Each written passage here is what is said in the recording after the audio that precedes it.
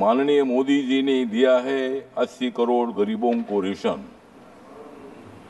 माननीय मोदी जी ने दिया है 80 करोड़ गरीबों को रेशन, इसलिए माननीय राष्ट्रपति जी का बहुत ही अच्छा था अभिभाषण। मोदी जी कर रहे हैं मजबूत नेशन, मोदी जी कर रहे हैं मजबूत नेशन, इसलिए मैं यह दे रहा हूं आपके सामने मेरा भाषण।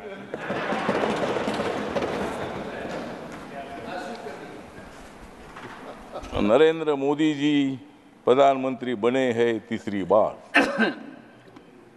क्योंकि कांग्रेस और इंडिया आघाड़ी की हो गई है हार।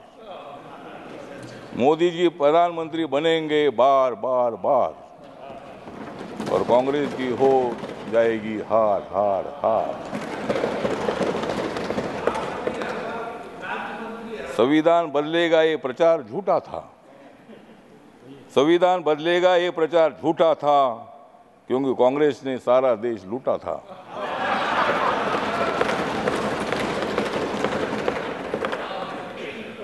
और राहुल गांधी का प्रधानमंत्री बनने का सपना 4 जून को टूटा था।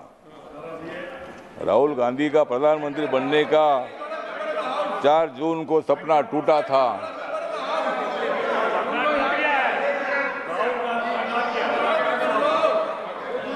और मोदी जी के खिलाफ वन सेकेंड इंडिया आघाड़ी का प्रचार झूठा था। एक सेकेंड। यही है कि जो व्यक्ति दूसरे सदन का सदस्य हो उसके बारे में कोई आक्षेप नहीं लगाया जा सकता, और उसका आक्षेप नहीं लगाया सकता, उसकी चर्चा नहीं हो सकती, क्योंकि वो अपनी बात की सफाई देने के लिए यहाँ पे मौजूद नहीं है। तो मेरा विनम्र निवेदन है कि नाम चूंकि राहुल गांधी जी का लिया है तो उसे कार्रवाई से निकालें। Honourable minister, please avoid, please take your seat. Yes, हाँ बोलिए सर। हाँ तो सर जी, मैंने इतना ही बोला था कि सपना थोड़ा आदमी का होता है, ऑनरेबल मिनिस्टर चाहिए, सपने में जीना ही अपना काम ही है। ऑनरेबल मिनिस्टर, और इसीलिए मतलब हम इतना ही बताना चाहते हैं कि संविधान के संबंध में बहुत बड़ा ब्लैकमेल करने का काम किया था, जनता में फूट पैदा करने का काम किया था। जिन लोगों को जेल में डाला था ये सब लोग एक साथ आए थे। हमारे संजय जी है, संजय जी, हमने आपको जेल में नहीं डाला था, नहीं हमने नहीं डाला था, ईडी ने डाला था। आपके बारे में आदर है। अन्ना हजारे जी हमारे महाराष्ट्र से आते हैं, अन्ना हजारे साहब के साथ मेरे संबंध बहुत अच्छे हैं। अरविंद केजरीवाल जी उनके आंदोलन से आगे आए हैं और भ्रष्टाचार के खिलाफ आपने आवाज उठाई है। आम आदमी पार्टी है, आपका पार्टी है, आपने काम अच्छा किया था, लेकिन थोड़ी गड़बड़ हो गई, इसीलिए ऐसा हो गया। तो इसीलिए ठीक बात है। तो इसीलिए हमारा कहना इतना ही है कि संविधान के बारे में बाबा साहब अम्बेडकर जी ने संविधान लिखा है। जिस बाबा साहब अम्बेडकर जी ने संविधान लिखा, आज बाबा साहब का नाम लिया जाता है, संविधान का किताब दिखाया जाता है।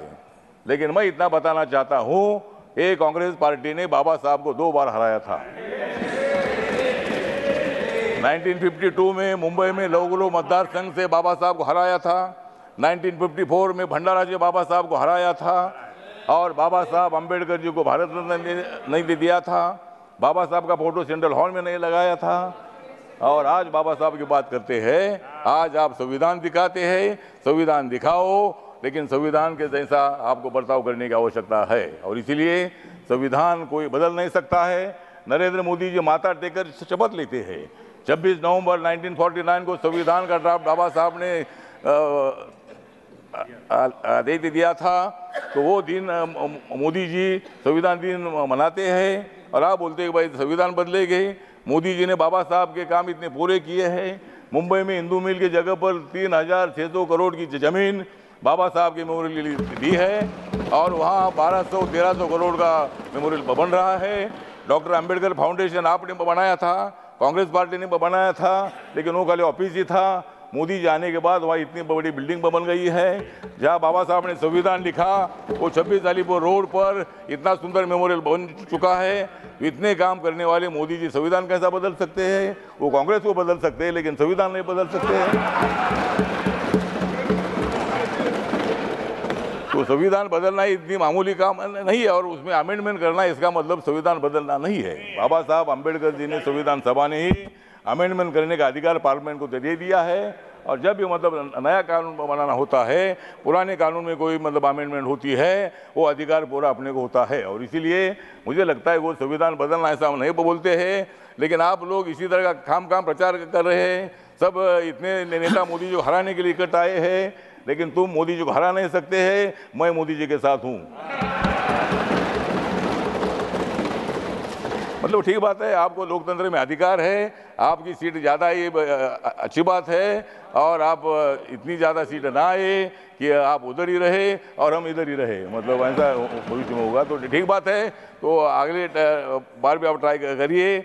लेकिन आज जो राष्ट्रपति का अभिभाषण है, इसका मेरी जो रिपब्लिकन पार्टी ऑफ इंडिया है, बाबा साहब अम्बेडकर जी की स्थापित हुई पार्टी है, इस पार्टी की तरफ से मैं मतलब इस अभिभाषण का सपोर्ट करता हूं और अपोजिशन को इतना बताना चाहता हूं कि मोदी जी स्ट्रांग नेता है, मोदी जी मजबूत नेता है, मोदी जी के साथ इतने हमारे लोग हैं और तुम कितनी भी कोशिश करो लेकिन मोदी जी हारेंगे नहीं, वो तुमको हराएंगे।